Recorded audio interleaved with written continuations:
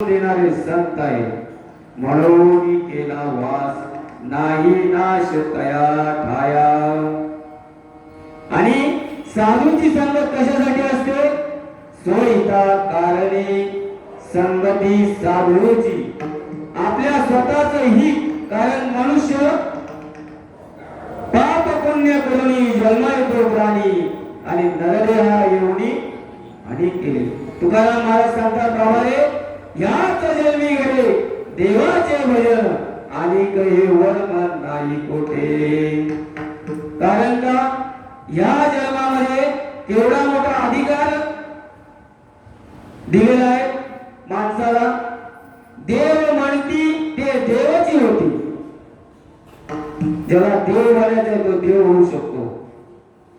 परंतु आपल्याला 2 तासाची पूजा होत नाही, कळलं का? बरेच कीर्तनकार सांगतात नाम साधना करा, नाम साधना करा। परंतु एखाद्या पब्लिक म्हणून माणूस उठून विचारलं ना, महाराज तुम्ही किती तास करता? अर्ध्यापेक्षा कीर्तनकारांची संख्या कमी होईल, कळलं का? एवढे कीर्तनकार आहेत, एवढे प्रवचनकार आहेत, परंतु समाज बदलत नाही। त्याचं कारण आहे की त्याच्या अंतरंग बदललेला नाही। संतांच्या सानिध्यात आलेला रेडा सुद्धा पूजनीय होतो, परंतु आपल्या सानिध्यात दुसरा कोण आला तर आपल्याला चालत नाही। वाघ्या नावाचा कुत्रा छत्रपती शिवाजी महाराजांच्या सानिध्यात आला, आज त्या वाघ्याची सुद्धा समाधी आहे। आळाला रेड्याची समाधी आहे।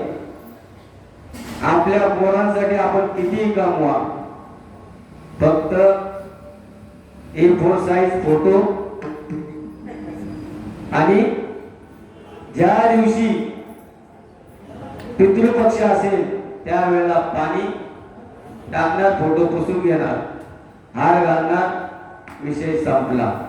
म्हणून तुकोबाराय सांगतात जन हे सुखाचे दिल्या नेतराचे अंतकाळीचे कोणी नाही। मग कथेला का यायचं? भागवत कथा, राम कथा कशासाठी ऐकायचं? संतांचे चरित्र कशासाठी ऐकायचं? कारण आपल्या जे आपलं जे पाप आहे ते पाप फक्त कथेने जळतं, ते पाप नामस्मरणाने जळतं, ते पाप संतांच्या नामाने जळतं। पुण्यवंत व्हावे घेता सज्जनांची नावे। नाथ बाबा सांगतात हरी कथेची अक्षरे विगताची कर्णद्वारे आतील पाप एक सरे निगे बाहेरी एकदाची। हरी कथेची अक्षरे मंडळी, माणूस कपड्याने वरून चांगला दिसतो, माणसं स्टेटसला ठेवतात, माणूस मळका असा पण जळका असू दे। लय भारी लोक स्टेटसला काय काय बरेचसे काय काय ठेवतात, कळलं का? परंतु ते ठेवताना आपण ते आपले आहोत का? इथे उपदेशक जास्त झाले, कळलं का? तुका म्हणे येथे सत्वाचे सामर्थ्य आणि परमार्थात कोणी येऊ शकत नाही। तुलसीदासजी सांगतात जाई पर कृपा राम की होई पाव देई मार्ग वही सोई। माऊली सांगतात जयाच्या वाचे पुढे भोजे जे नाम नाचत असे माझे ते सहस्त्र जन्मी ओळंगी जे एक वेळ मुखाया वया। कारण तुम्ही आम्ही इथे आलेलो आहे ना, त्यांच्या नक्कीच पुण्य आहे, नाहीतर असा माणूस इथे येऊ शकत नाही। इथे कथेमध्ये येण्यासाठी काहीतरी पुण्य लागतं। जर एक नाम मुखाला यायला 1000 वर्षाची पुण्य लागते, तर एक भागवत कथा ऐकायला किती वर्षाची पुण्य लागत असेल? परंतु मनुष्याला काय वाटतं, आहे ना, चाललंय ना, काय जायचं तिथे. पण जायचं कशासाठी भगवंत सांगतात. गवारे नारदांनी विचारलं, भगवंता समजा एखाद्या वेळेला आणीबाणी आली आणि काहीतरी एका फायनल डिसिजन घ्यायचा असेल तर तुम्ही कुठल्या कॅबिनेट मध्ये मिळाल. भगवंत सांगतात तसं तर मी सांगू शकत नाही, पण माझे भक्त गाती जेते.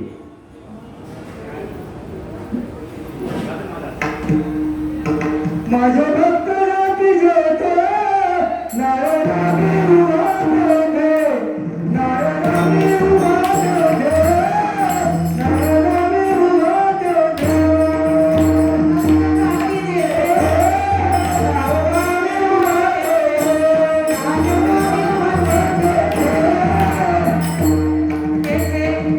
गोपाळ कृष्ण भगवान की जय. श्री समर्थ सद्गुरु सिद्धाराम स्वामी महाराज की जय. देव पाहायचा असेल तर कुठे भेटतो, कथा कीर्तनात देव भेटतो. माझे भक्त गाती जेते नारदा मी उभा तेथे. मग काही लोक होते, महाराज देव कधीच भेटतो ना, आम्हाला दिसत का नाही. मला सांगा, सूर्य उगवला, मध्याह्न झाली, तुम्हाला सूर्याकडे पाहायचं आहे किंवा सूर्य बघायचा आहे, तुम्हाला कसं कळतं, कसं कळतं. आपल्या प्रकाश पडला की माणसाला कळतं की सूर्य. तसं भगवंताची नजर आपल्यावर आली, विषय संपला. आपल्याला भगवंताने पाहायची गरज, तो आपल्याला पाहतो. कारण तो लांब कुठे नाही, कुठे इकडे तिकडे शोधी शिकारी, फिरशी वेड्या परी, वसे जो देव तुझ्या अंतरी. बाबा स्वतःच्या हृदयातच तो वास्तव्याला आहे, तो राहायला आहे. मग कधीला यायचं प्रयोजन काय, तर आंतरिक पापाची निवृत्ती आणि पुण्याची प्राप्ती. तिळ तिळ पुण्य साचा पडे, ते बहुत जन्मांती जोडे. कळलं का, ही एक जन्माची पुण्य नाही, ही अनेक जन्माची पुण्य आहे. आणि भगवंत प्राप्तीसाठी किंवा भगवंताच्या दर्शनासाठी कथेमध्ये जायचं असतं. आणि एकदा का भगवंताची नजर आपल्यावर पडली की झालं. मग नेमकं काय होतं, जसं एखादी गंगा उगम पावते आणि ती वाहत वाहत जाते, तसे साधू संत महात्मे एखाद्या ठिकाणी जन्म घेतात आणि त्या परिसरातील असणाऱ्या व्यक्तींना मार्ग दाखवतात. मार्ग दावणी गेले आधी दयानिधी संतते. जशी गंगा उगम पावली आणि वाहत चालली, पोषित जगाचे पाप ताप शोषित जगाचे पाप ताप, पोषित तिरीचे पादप, समुद्रा जाय आप गंगे जैसे. संतांचं प्रयोजन एवढंच आहे, हरी भजनी हे ढवळणे जग, किंवा आम्हा हेची करणे काम, बीज वाढवावे नाम. आणि संतांचं प्रयोजन झालं की संत निघून जातात.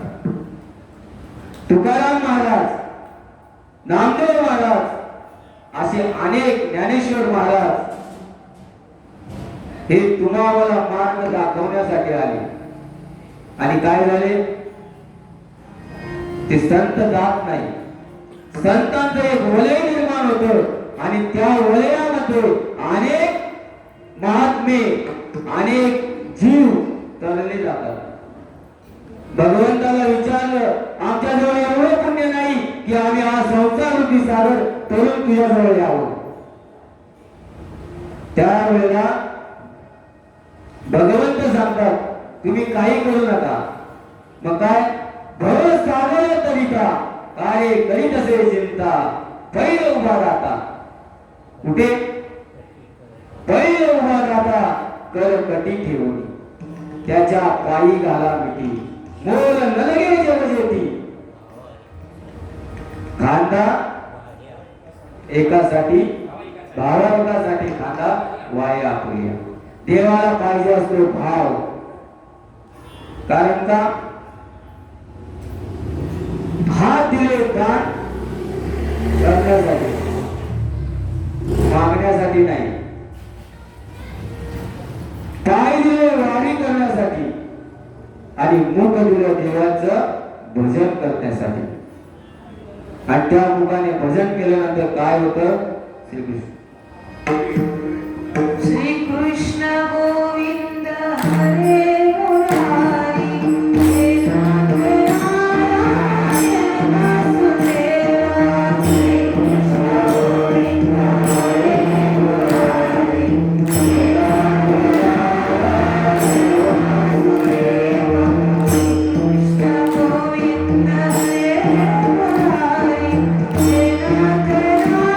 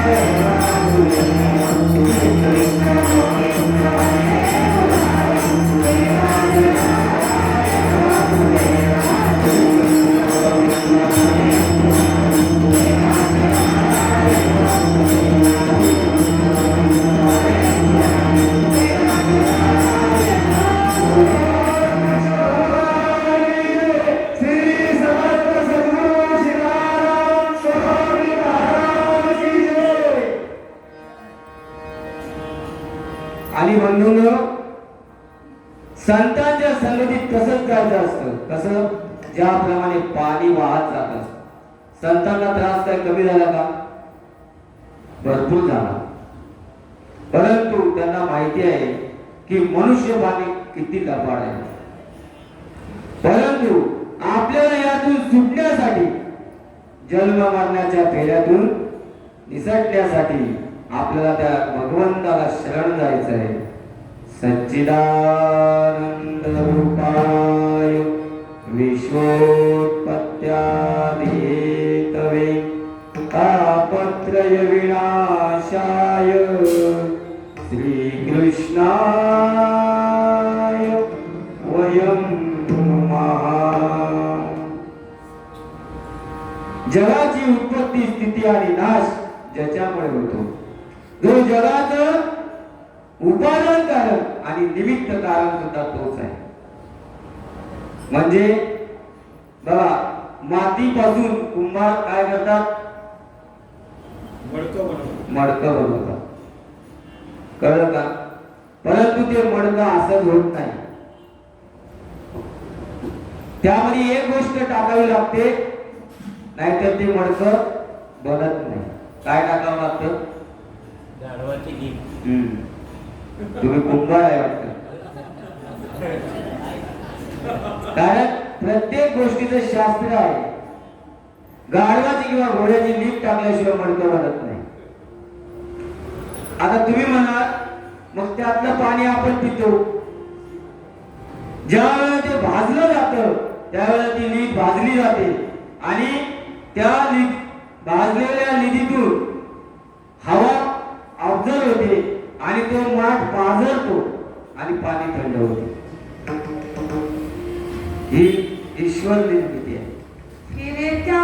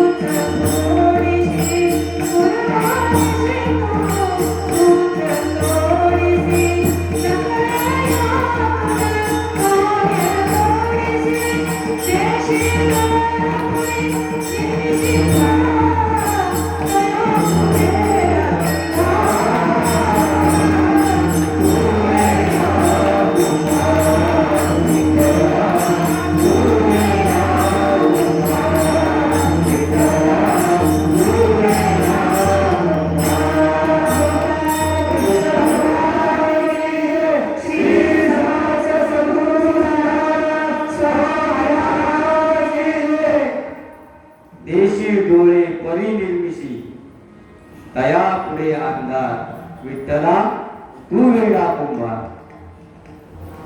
ज्या वेळेला मनुष्य झुकतो, ज्या वेळेला मनुष्य एका समोर वागतो, त्यावेळेला तो लीन होतो आणि नम्र झाले भूता तेने कोंडिल्या. कळलं का?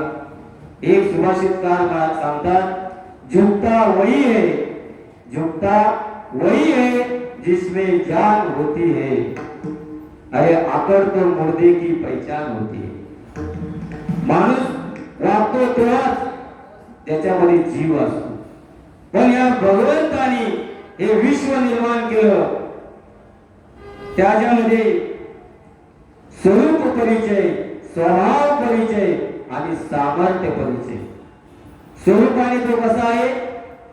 सत आहे, म्हणून सत्यम परम धीम. त्याचं सामर्थ्य काय आहे? विश्वोत्पत्त्यादेतवे. विश्वाची उत्पत्ती, स्थिती आणि लय हे एकमेव भगवंताच्या हातात आहे. तुम्ही आम्ही कोरोनामध्ये वाचलं, ही सुद्धा भगवंताचीच कृपा आहे. अहो सबकी बायको अशी दामून भाकरी टाकत होती. तुला नाही बाबा, माझी बायको रागाने बघायला लागली. कारण बाबा सांगायचे चुलीची वाकडत खा, चुलीची बायको. ते काय तिकडे बघितलं मग लक्षात येत नाही. एकदा बिरबल असा उशीर झाला त्याला आणि राजाने विचारलं, बिरबल देर हो गया? जी राजे. अरे क्या हो गया, इतना देर क्यों आए? आता बिरबल तो आता आपल्या अध्यक्षांना विचारलं का उशीर आले, आणि अध्यक्ष बोलले ना बायकोनी सोडलं नाही तर माणसं काय म्हणतील. त्यांनी सांगितलं बाबा बीवी ने काम बताया था, थोड़ा लेट हो गए. अरे तुम इतना बड़ा प्रधान और तुम बीवी से डरता है. आता बिरबलच तो किती हुशार असतो. त्यांनी सांगितलं राजा जी अपने राज्य में एक भी ऐसा आदमी नहीं है जो बीवी से डरता नहीं होगा. आणि तो राजा थोडा हाफमॅड असतो. सगळे राज्य बहुतेक तसेच लोक असतात. जो पदावर असतो ना त्याला असं वाटतं की मला विचारून करा. पाणी जरी एखाद्या बादलीत पाणी भरत असेल तरी त्याला वाटतं मला विचारलं पाहिजे. आणि मग तो बिरबल म्हणतो ये जो तुम बोल रहे हो सब झूठ है. अपने राज्य में एक तो आदमी ऐसा होएगा शिरके मामा जैसा जो बीवी से डरता नहीं. तर ते म्हटले आपण काय करू, परीक्षा ठेवू. आणि मग त्यांनी पुऱ्या गावात दौंडी पिटवली की उद्या राजाच्या दरबारा समोर एक मोठं मैदान आहे आणि त्या मैदानामध्ये शर्यत आहे. त्या सगळ्यांनी जेवढे ज्यांची लग्न झाले तेवढ्या सगळ्यांनी त्यात भाग घ्यायचा आणि जिंकणाऱ्याला 5 कोटी आणि बंगला. कळलं का? त्यावेळेची स्कीम. आता सगळे नवरे म्हटले चला आपल्याला 5 कोटी आणि बंगला मिळाला तर का नाही जाणार. सगळे आले तिथे आणि मग राजाने सांगितलं हे पहा जे बायकोचं ऐकत असतील त्यांनी एका बाजूला या आणि जे ऐकत नसतील त्यांनी इथेच थांबा. हे इकडं तुफान गर्दी. एकाएक माणसं पडायला लागली. फक्त माझ्यासारखा एक असा दुबळा माणूस तिथं उभा होता. राजा एवढा खुश झाला, एक का ना होईना पण बायकोचं ऐकत नाही असा माणूस आपल्याकडे आहे. त्याला पालखीत घेतला, तिथूनच गुलाल टाकला. तो होता माझा ऐका माझा ऐका. काय रे गुलाल टाकला, हार घातला, शॉल घातली आणि स्टेजवर आणला. स्टेजवर आणल्यानंतर राजाने सांगितलं असं असं आहे, हे झालं ते झालं. आणि मग बिरबलला सांगितलं बघ असा एक तरी माणूस निघाला का नाही आपल्या राज्यामध्ये. तो म्हणला महाराज आता हा बायकोचं ऐकत नाही तुम्ही असं म्हणता, त्याला थोडं त्याचं मनोबल व्यक्त करायला सांगा. मग राजा म्हणतो बाबा अमुक अमुक व्यक्तीने उठा आणि त्याचं मनोगत व्यक्त करा, तो काय हालायला तयार नसतो. मला राजा होता, अहो मी तुम्हाला सांगतो तुम्ही उठून आवडतो राजाजी तुम्ही माझा ऐका, मला काय सांगू नका, तुम्ही सांगायचे ते माईक वर सांगा. आणि मग तो उठतो, तो म्हणतो मी तुमच्या सगळ्यांचे हात जोडून माफी मागतो. तर म्हणले का तुम्ही तर बायकोचं ऐकत नाही. अहो तसं नाही, मला बायकोने सांगितलं जास्त गर्दीत जायचं नाही, मग मी एका साईडला उभं होतो. कळलं का? म्हणजे ऐकत नाही असा माणूस नाही. म्हणून सामर्थ्य किती आहे? विश्वोत्पत्त्यादी. आणि तो राघवला किंवा त्याला जर सृष्टीची जडणघडण कुणाने करायची असली, आता तुम्हाला एक छोटासा सिद्धांत सांगतो. तुमच्या आमच्यातले समुद्राचं जे मीठ आहे, पाऊस कसा पडतो? सूर्य उगवला, ती किरण कुठे पडतात? समुद्रावर पडतात. समुद्राच्या पाण्याची वाफ होते, त्या वाफेचे ढग बनतात आणि त्या ढगाला गार हवा लागली की पाऊस पडतो. मला सांगा, समुद्राच्या पाण्याची वाफ झाली पण पडणारा पाऊस गोड आहे. आपले सायंटिस्ट अजून त्याच्यावर रिसर्च करतायत, समुद्र गोड कसा होईल. मग त्या समुद्रातल्या पाण्यातलं मीठ कुणी काढलं? आम्हाला काय माहिती? आम्ही पाऊस पडला की झाला, आपल्याला काय? तुमचं आमचं सगळ्यांचं अधिष्ठान सूर्य आहे. कळलं का? त्या ढगाच्या माध्यमातून मीठ किंवा क्षार शोषले जातात आणि पाणी गोड होतं. एवढंच नाही तर तुमच्या आमच्यातलं पण कडवटपणा किंवा तुमच्या आमच्यातलं पण नको असलेलं कोण काढतो? सूर्य काढतो. आपण ज्या वेळेला काम करतो, आपल्याला ऊन लागतं, घाम येतो, आपल्या शरीरातला आलेला घाम कसा असतो? गोड म्हणजे आपल्या शरीरातलं मीठ सुद्धा तोच काढतो पूर्ण. आता आपल्याकडे काय आहे? ॲक्वागार्ड. पाणी फिल्टर करायला काय आहे? ॲक्वागार्ड. परंतु सूर्य त्याचा ॲक्वागार्ड गटारापासून समुद्रापर्यंत सगळीकडे आहे. मला सांगा, रस्त्यात घाण पडली आणि वारा वाहू लागला तर त्याची दुर्गंधी आपल्यापर्यंत येते का नाही? एखादी क्लीनअपची गाडी जर बाजूने गेली तर त्याचा वास आपल्याला येतो का नाही? परंतु सूर्य उगवला, तापमान झाली किरण, ती ह्याची त्याला देत नाही, त्याची ह्याला देत नाही. तो त्यातलं शोषून घेतो आणि संपवतो. कळलं का? तो देव आहे. सगळं जग शोषून आपल्यात घेतो, तो देव आहे आणि पुन्हा निर्मिती करतो. एकलेची कंठवे म्हणून, एकलेची कंठवे म्हणून यांनी केली निर्माण 14 भुवने, सूर्य चंद्र तारांगणे भिन्न भिन्न. अशा पद्धतीने तो विनाश करतो. तापत्रय विनाशाय. आणि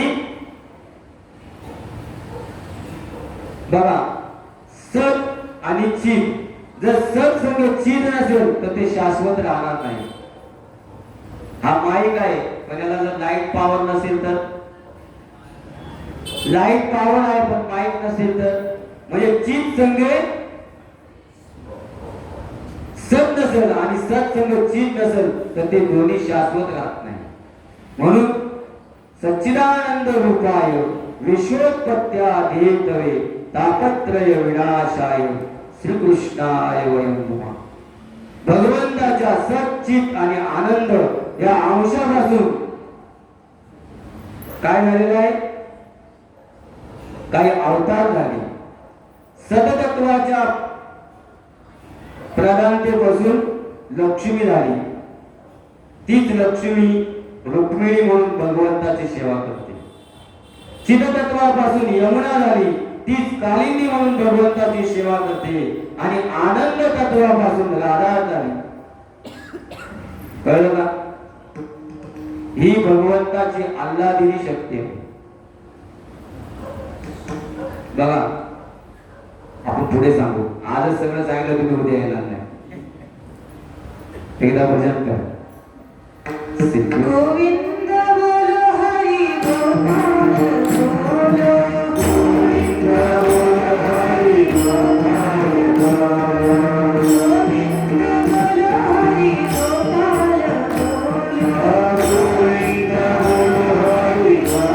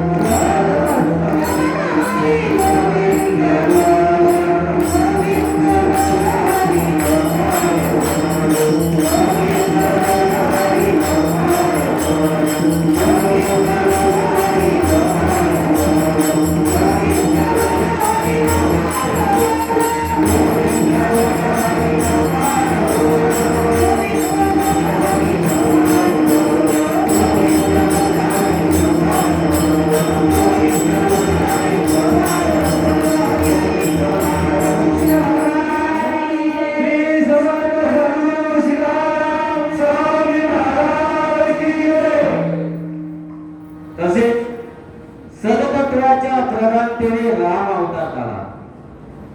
चिदतत्वाच्या प्रधानतेने कपिल, व्यास, दत्त इत्यादी अवतार झाले. आणि आनंद तत्वापासून राधाजी झाली, जी भगवंताची आल्हादिनी शक्ती. आनंद तत्वाने भगवान श्रीकृष्णाचा अवतार आहे. म्हणून भगवंताच्या अवताराचं प्रयोजनच काय आहे? आनंद. आणि ज्या ठिकाणी तो जन्माला येतो तिथे काय होतो? गोकुळीच्या अंत पार नाही. तसंच सदतत्वाच्या अंशामध्ये क्रिया असते, म्हणजे ऍक्शन. चिदतत्वाच्या अंशामध्ये विचार असतो. आणि आनंद तत्वाच्या ठिकाणी भावना असते. Action, thought and emotion is equal to character. माणसाचं कॅरेक्टर कसं असतं? ऍक्शन म्हणजे क्रिया, विचार आणि त्याची भावना, हे त्याचं काय आहे? कॅरेक्टर. आणि हे या तिन्हीचा योग म्हणजे चरित्र आहे. आणि तुकाराम महाराज सांगतात, चरित्र ते उच्चारावे, एकाच उच्चारावे, केले गोकुळी, केले गोकुळी, केले गोकुळी, उच्चारावे,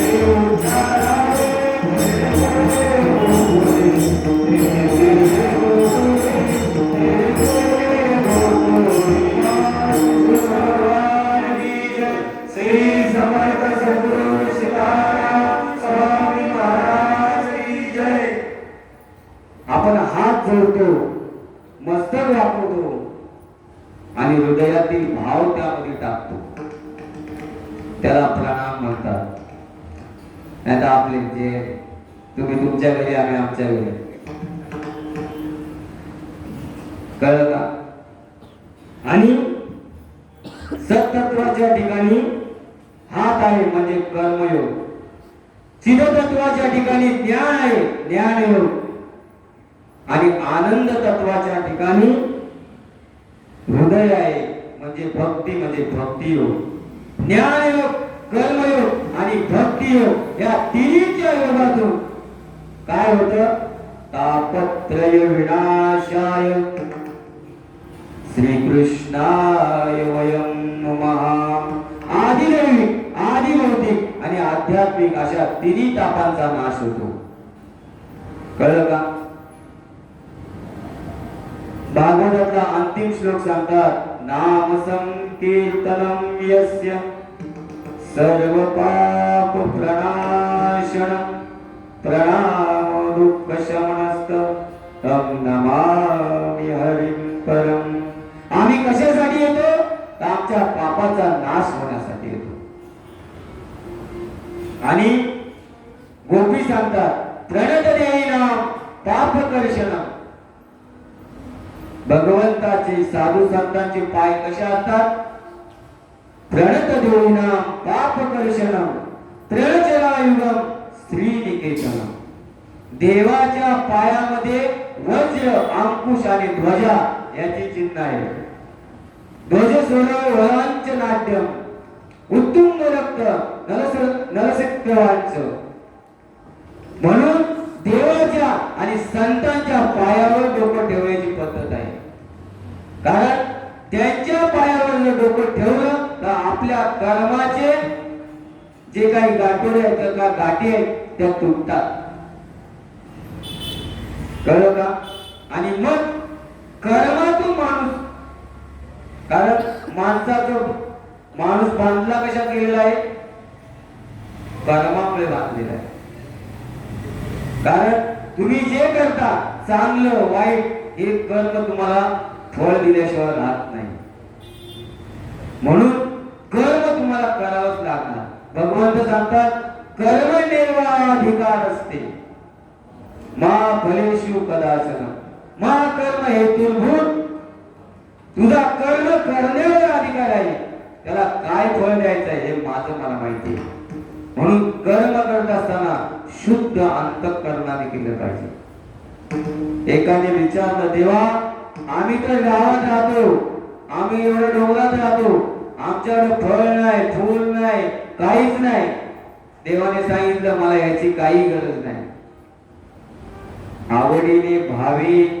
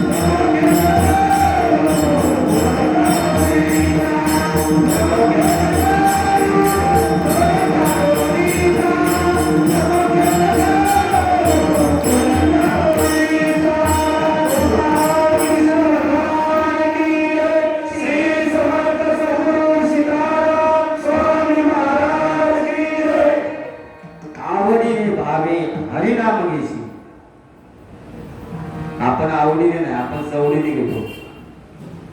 संडे असेल तरच मी कथेला जाईल. आणि काय असं कवितेमध्ये सांगणार आहेत ना? 40 वर्ष मी बाबा संगती काढली. किती? 40 काढली ना. आम्ही कुठे नाही म्हणतो, पण तुमच्यातला मी कुठे गेला अजून? कळलं का? अरे जो माझ्यामध्ये आहे तो दुसऱ्यांमध्ये आहे. एवढी जर कळकळ किंवा एवढं साधक ज्ञान साधकाला झालं नाही तर तुम्ही 40 वर्ष काय केलं? गावासारखा व्यक्ती नाथबाबांच्या संगतीत आला, त्यांनी काही नाही केलं, खाऊ पिऊ मस्त जाऊ, पण अंतःकरणाची शुद्धी होती. आपल्याला जर कळलं ना, मारुती महाराजांची कथा तुकाराम महाराजांनी कमानी कातोडी पाड्यात लावली तर अर्ध्याच्या जास्त लोक म्हणतात झाला बाबा. आणि एक लक्षात ठेवा, आपल्या जवळच्याच माणसांना आपला द्वेष वाटतो, लांबच्यांना वाटत नाही. कळलं का? जगातलं हे सगळ्यात मोठं सत्य आहे. ज्या गुरूंनी आम्हाला हाताला धरून इथपर्यंत आणलं, त्यांनी एकच मंत्र सांगितला, काय? तू कुणाचा द्वेष करू नको आणि तू कुणाचा मत्सर करू नको. तू तुझी साधना वाढव, तुला आपोआप भेटेल. कळलं का? तुकाराम महाराज सांगतात, तुका म्हणे तुझं न लगे धसोडी, देवा तुझ्या देण्यावाचून काही राहिलं नाही का? की मी एवढे साधना केले, आता तू द्यावं असं संसारात काही राहिलं नाही. असो, भगवंताने सांगितलं, आवडीने भावे हरिनाम घेशी, तुझी चिंता मालिक सर्व आहे. तू काही करू नकोस, नको खेद करू कोणत्या गोष्टीचा, पती लक्ष्मीचा जाणत असे. बाबारे, तू फक्त भगवंताची साधना कर. माणूस साधना नाही ना करत, कारण भगवंताने जे तोंड दिले ना देवाने, हे भगवंताच्या नाम साधनेसाठी दिलेले. दिले हात घेताना विठोबाचे, घेताना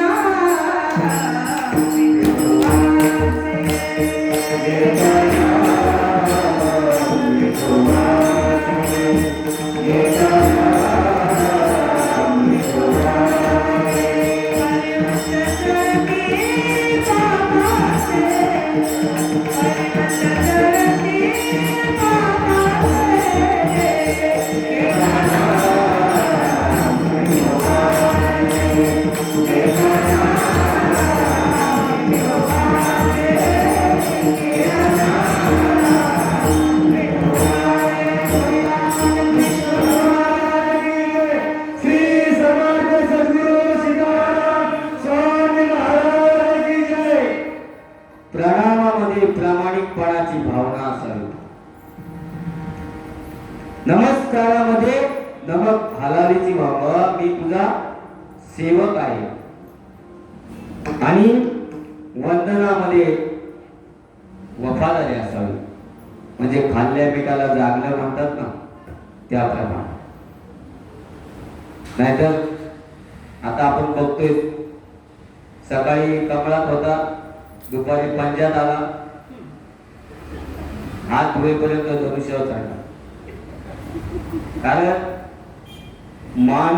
देवाने जो माणूस बनवला ना, त्याच्यामध्ये स्वार्थ हा 100% आहे. इथे तुम्ही सगळे आले ना माझ्या सकट, फक्त स्वतःच्या स्वार्थासाठी आले. आणि आपण दुसऱ्याला पोचवायला जातो ना, आपल्याला कुणीतरी पोचवायला यावं म्हणून, नाही तर त्याच्याबद्दल काही नसतं. काही माणसं तिथेच तंबाखूला चुना लावतात काय. आणि माणसं लय ढोंगी हो, लय ढोंगी. माणसांना म्हणजे माणसाला ओळखणं तर खूप अवघड झालं. जर एक्सरे सारखी जर मशीन आली ना माणसाला ओळखण्याची, तर माणूस, एक पण माणूस चांगला औषधाला दिसणार नाही. हा, म्हणून देवाने एक प्रयोजन चांगलं केलेलं आहे की आपल्या आत काय चाललंय ते दिसत नाही. कळलं ना? आणि मग ज्या वेळेला मनुष्य किती हुशार, किती लबाड. एकदा नारदांना एक माणूस भेटला आणि म्हटलं, नारदजी, म्हणले बोला. लगेच प्रसन्न होईल असा देव कुठला आहे ते मला सांगा. त्यांनी सांगितलं, तसं तर ब्रह्मदेव पण प्रसन्न होता, आणि ज्याला कुठेच मान नसतो ना, त्याला जर थोडंसं काय आपण हात जरी घालायला सांगितलं ना, तो असा हवेतून उडतो. बघितलं, एवढ्या जणांना सोडून मला सांगितलं. आपण बोलतो जरा याला मान दिला, थोडंसं हे करूया. मग त्यांनी सांगितलं ठीक आहे. आणि मग हा ब्रह्मदेवाची उपासना करायला लागला. ओम ब्रह्मणे नमः, ब्रह्मणे नमः, ब्रह्मणे नमः. आता ब्रह्मदेव पण बोला, माझं कुठं मंदिर नाही, फक्त ब्रह्मदेवाचं एकच मंदिर आहे. कुठे? पुष्करला. कळलं का? ब्रह्मदेव म्हणला, जाऊ द्या, कोणतं माझं असं नाव घेत नाही. 3 महिन्यातच प्रसन्न परम मी काय पाहिजे ते माणूस किती चतुर आहे. आता ब्रह्मदेवाला म्हटलं नाही तसं काही नाही, आपल्याला भरपूर आहे. मोदींची फ्री अन्नधान्य स्कीम आहे आपल्याकडे. रॅशन कार्डवर 30 जणांची नाव आहेत. रॅशन आणायला 3 रिक्षा करायला लागतात. नाही म्हणलं काहीतरी मागा, आणि 1 नाही 3 मागा म्हणले ब्रह्मदेवाला. तो म्हणला ठीक आहे, एक तर मला बंगला होऊ द्या. 2 माझ्याकडे एवढा पैसा एवढा की सगळे गावकी भावकी माझ्याकडे आले पाहिजे. आणि 3 मला जे काय पाहिजे ते मी परत 3 वेळा मागता आलं पाहिजे. तर ब्रह्मदेव म्हटला काय मागणार आहे, तथाच तू म्हटला.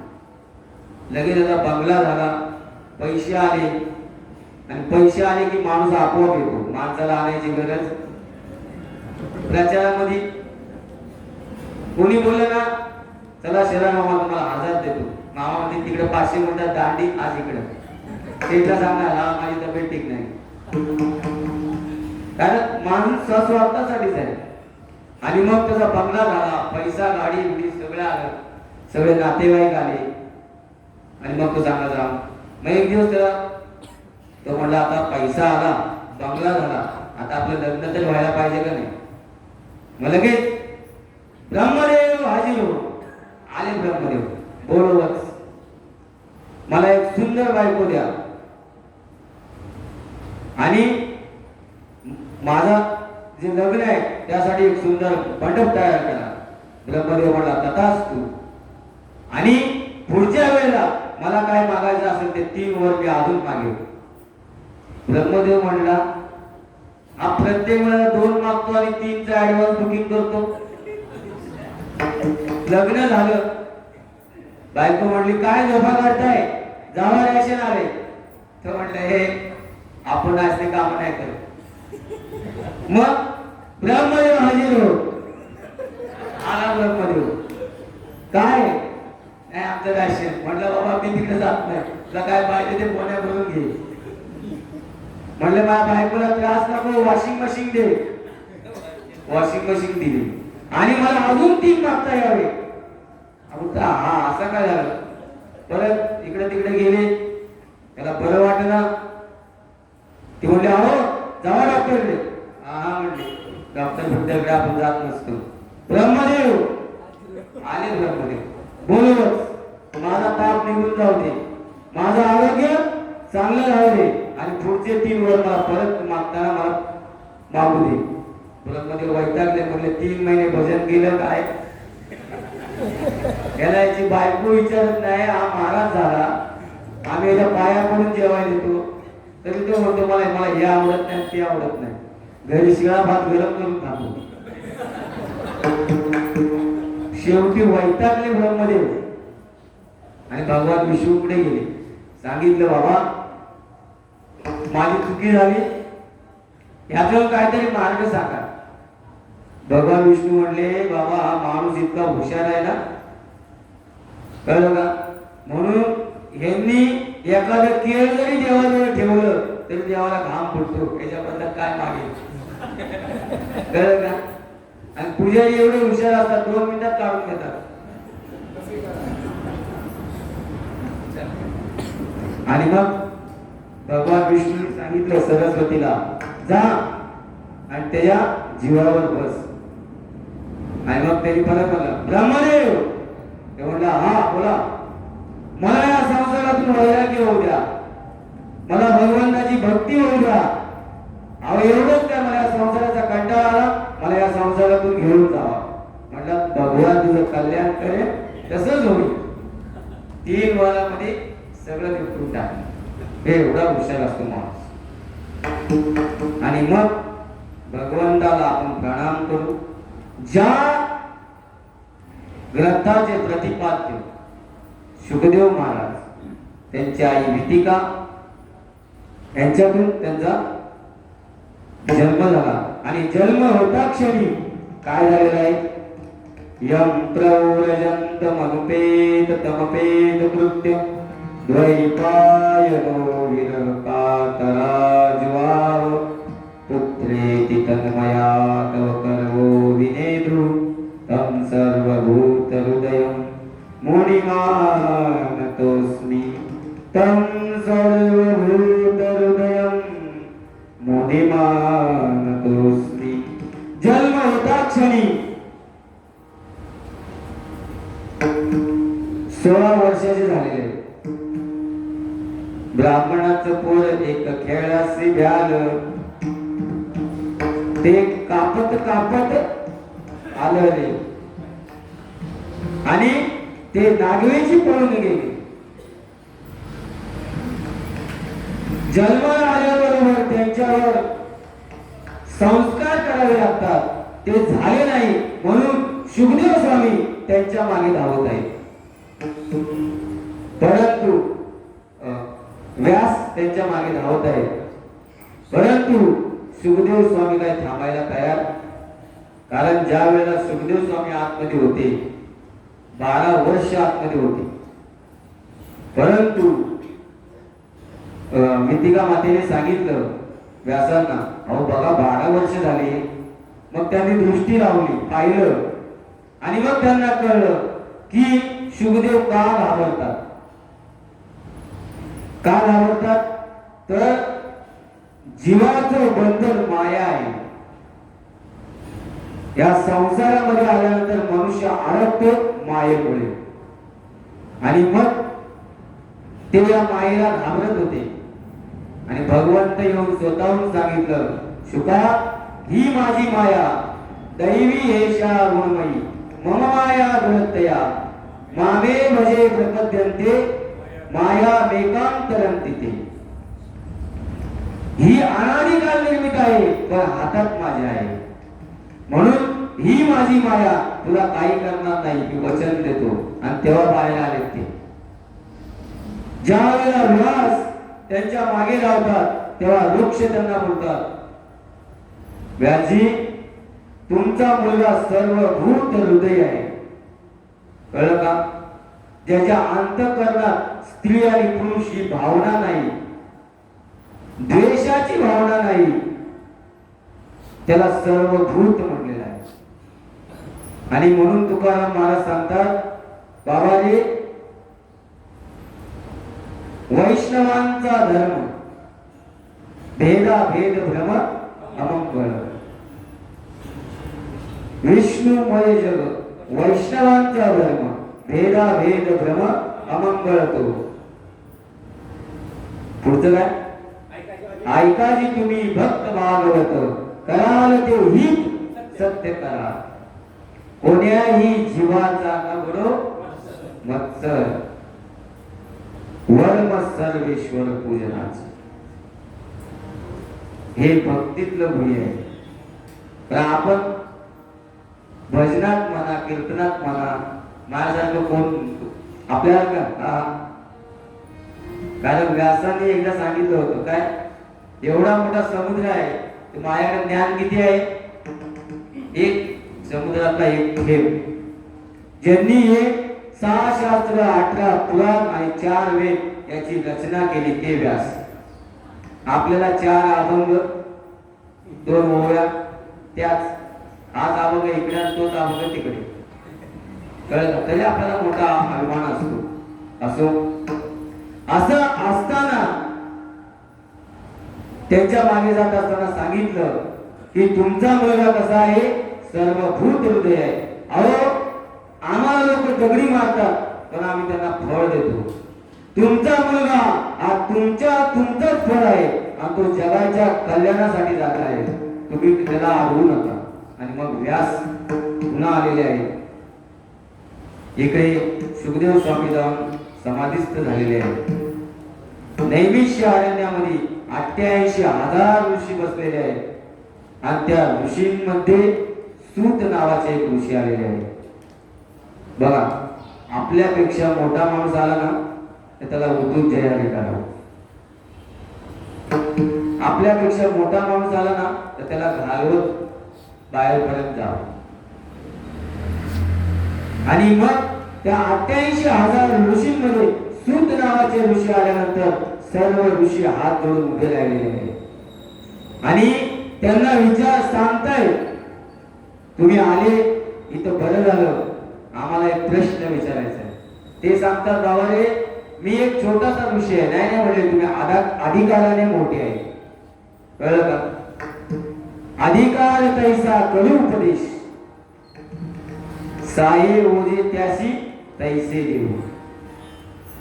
जसा ज्याचा अधिकार तसं त्याला मार्गदर्शन. आणि मग शौनकादी ऋषींनी विचारलेलं आहे, अज्ञान ध्वंत विध्वंस कोटी सूर्य समप्रभ सुताख्यायी कथासारम मम कर्ण रसायनम. 100 कोटी सूर्य उगवले, प्रकाश पडला, तसा अंधार नष्ट होतो. कळलं का? श्लोकांची काय महती आहे? श्लोकम श्लोक पादम वा नित्यम पठयंती नर. श्लोक नाही, श्लोकाचा अर्ध श्लोक जरी कानावर पडला तरी त्याची पापमुक्तता आहे. आणि मग त्यांनी सांगितलं, बाबा रे आम्हाला असं काही सांगा जे आमच्या कानाला गोड वाटेल आणि आमचं पाप नाश करणार असेल.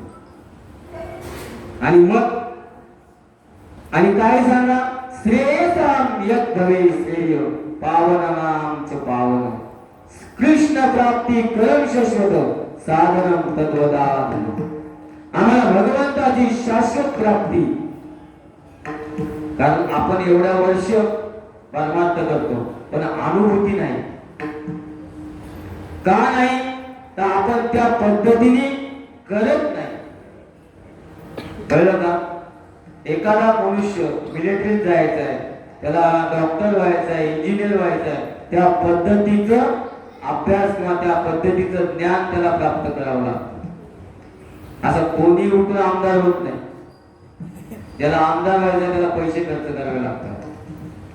ज्याला IPS व्हायचं आहे त्याला रात्रंदिवस अभ्यास करावा लागतो. कळलं ना? ज्याला पोलीस व्हायचं आहे त्याला सुद्धा खूप अभ्यास असतो. आता आमचे सर होतील लय अभ्यासाचे डोके आणतो. आम्ही गृहपाठ कर म्हटलं की अभ्यास, सर काय अभ्यास झाला नाही. आमचे सर बसले बेदम मारले सरांनी आणि तेवढं प्रेम पण केले. आता कायदा आला, आमच्या मुलाला हात लावायचा, त्यामुळे ही मुलं अशी. आणि मग त्यांनी सांगितलं, शाश्वत प्राप्ती आमच्याकडून झाली पाहिजे भगवंताची. आणि मग सुतांनी काय केलेलं आहे? सुत सांगतात, बाबा रे मनुष्य कसा आहे? काल व्याल मुकाग्रास ग्रास निर्नाश हेतवे श्रीमद भागवतम शास्त्रम कलिकेन भाषितम. जगामध्ये एकच शास्त्र असं आहे, मुक्तिदाने गरजती, जे मुक्ती प्राप्त करून देतो. माऊली सांगतात, का सर्पपणाची सावली ती शीतल होई केतुली मूषकाशी. नागाने फणा काढावा आणि त्या फणाच्या सावलीत उंदराने बसावं. तसं माणूस काळाच्या जबड्यात बसलेला आहे. तो कधी जाईल हे सांगता येत नाही. कळलं का? आणि म्हणून या कलियुगातून जर तरुण जायचं असेल तर एकच काय, एक तर भगवंताचं भजन आणि भगवंताचं नामचिंतन. म्हणून आपण एकदा भगवंताचं वचन, हरि शरणम श्री हरि शरणम, हरि शरणम श्री हरि शरणम, हरि शरणम श्री हरि शरणम, हरि शरणम श्री हरि शरणम, हरि शरणम श्री हरि शरणम, हरि शरणम श्री हरि शरणम, हरि शरणम श्री हरि शरणम, हरि शरणम श्री हरि शरणम.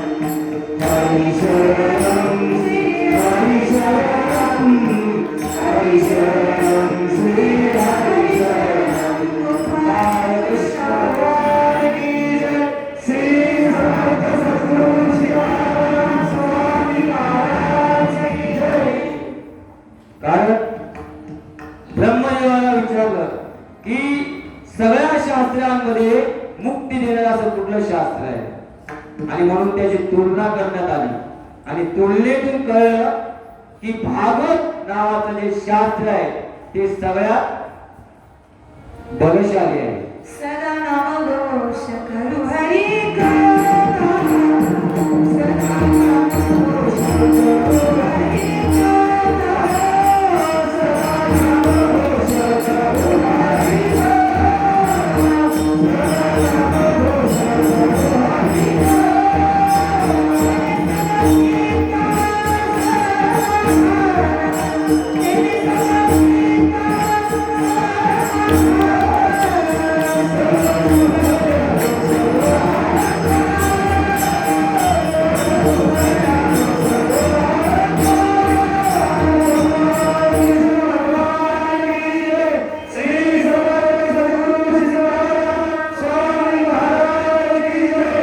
हरी का तुलनेमध्ये भागवत नावाचं शास्त्र बलशाली ठरलं.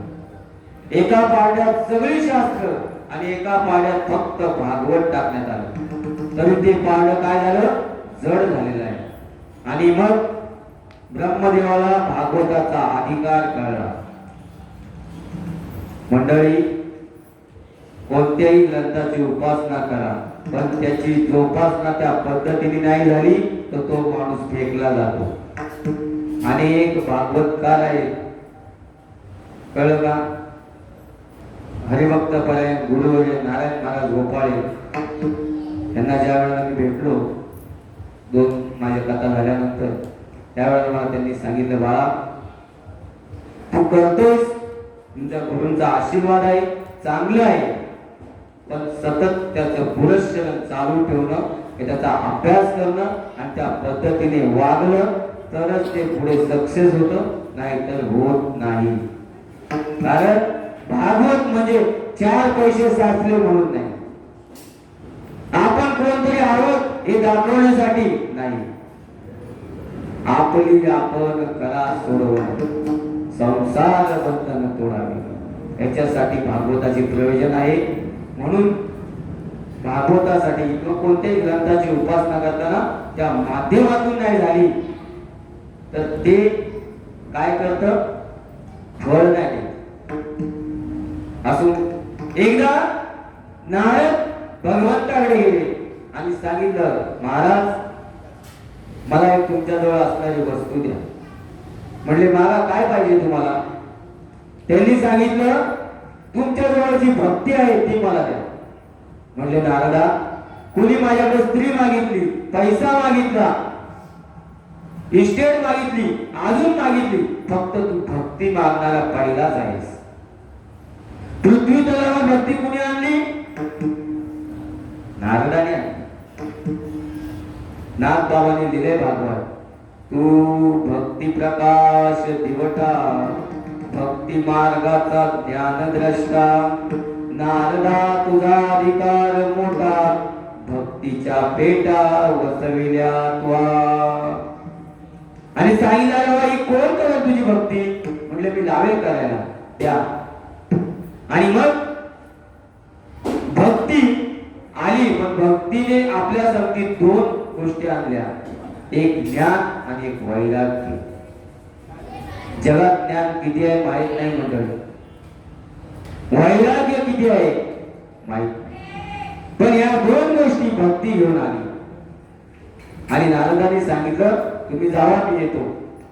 नारदाला वाटलं जाऊन पुढे काय ते करते, कारण काही माणसं दरबारात अशी आहे ती येतात फक्त बसतात, आणि काही माणसं अशी आहेत ते येतात, छोटासा शर्ट काढतात, हातपाय धुतात, झाडू मारणार, कुठे काय करणार, कुठे काय करणार, त्यांना सांगावं लागत नाही. आणि काही माणसांना सांगितलं तरी ते ऐकत नाही. कळलं का? पहिल्या पंक्तीला जेवतात, हातपाय उठल्या जेवणी करतात, आपल्या रुमाला हात पुसतात, येतो बरं का महाराज. आणि मग भगवंत नारद मुनी म्हणले, आता भक्ती पुढे गेलेली आहे, काय केलंय म्हणून आपण एकदा जाऊन बघूया. आणि ज्या वेळेला नारद स्वामी येतात त्यावेळेला तसे येत नाही, ते नित्य नेमाने नारायण नावाचा जप करतात. नारायणा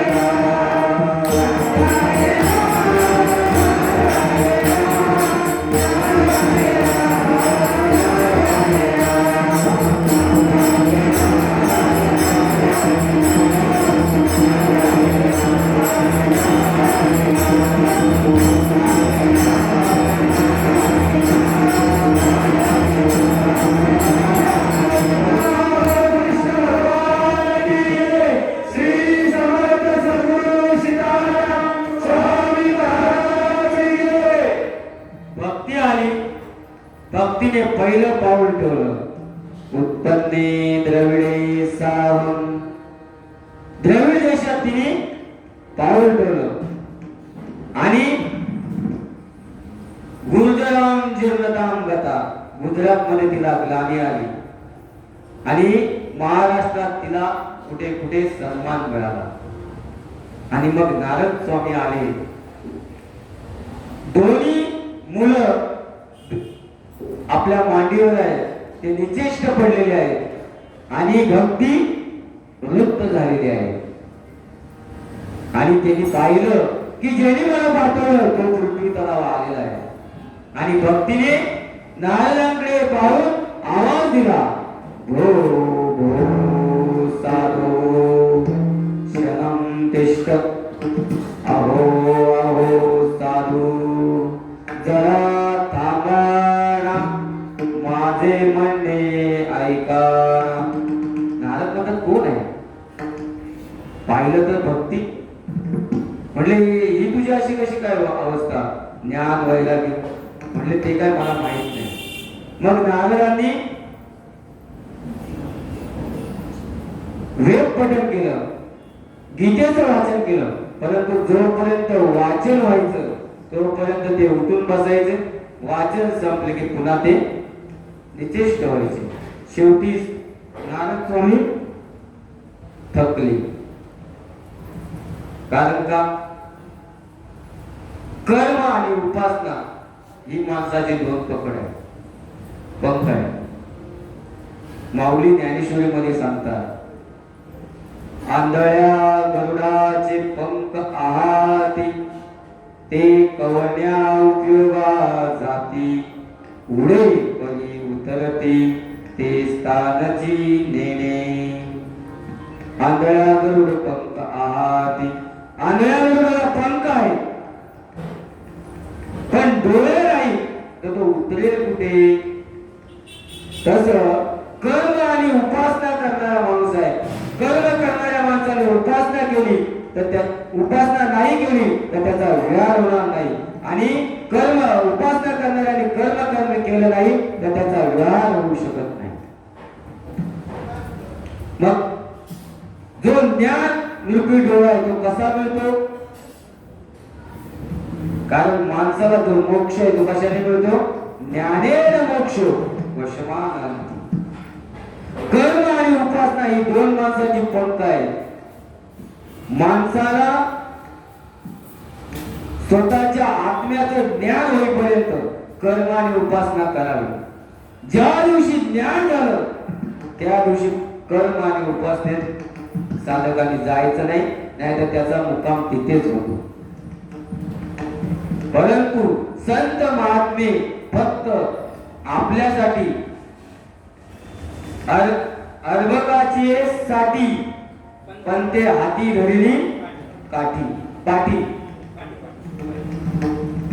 दैसे संत जगी क्रिया करून जावी ती अंगी.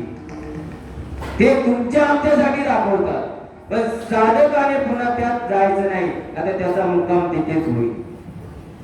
म्हणून कर्म म्हणजे काय? जे आपण काय करतो ते कर्म. आणि उपासना म्हणजे त्याच्याबद्दलचं ज्ञान आहे. एकदा का आत्मदर्शन झालं की पुन्हा तिथे जायचं नाही. आणि मग नारदांना ते सांगू लागले, बाबा रे मी तरुण व्हावे, माझी मुलं तरुण व्हावी, याच्यासाठी काहीतरी प्रयत्न करा. नारद स्वामी म्हणतात, मी सगळं करून बघलो, परंतु एवढे प्रयत्न करून जरी आपल्याला यश मिळत नसेल मग काय करावं? नित्य नमावे ते सद्गुरूचे पाय, अनेक उपाय करू दे.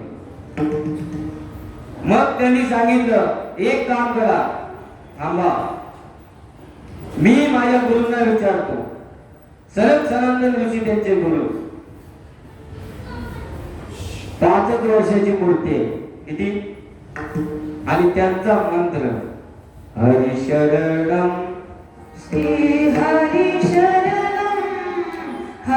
शरणं श्री शरणं हरि शरणं श्री हरि शरणं हरि शरणं श्री हरि शरणं हरि शरणं श्री हरि शरणं हरि शरणं श्री हरि शरणं हरि शरणं श्री हरि शरणं हरि शरणं श्री हरि शरणं हरि शरणं श्री हरि शरणं हरि शरणं श्री हरि शरणं हरि शरणं श्री हरि शरणं हरि शरणं श्री हरि शरणं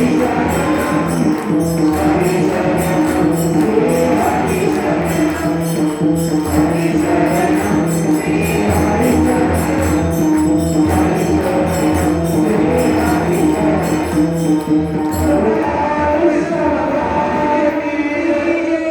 श्री समर्थ सद्गुरू नारायण स्वामी महाराज की जय. त्यांचा मंत्र आहे हरिशरणम.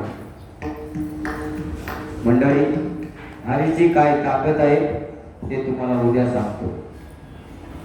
आजची झालेली कथा बाबांच्या चरणी समर्पित करतो.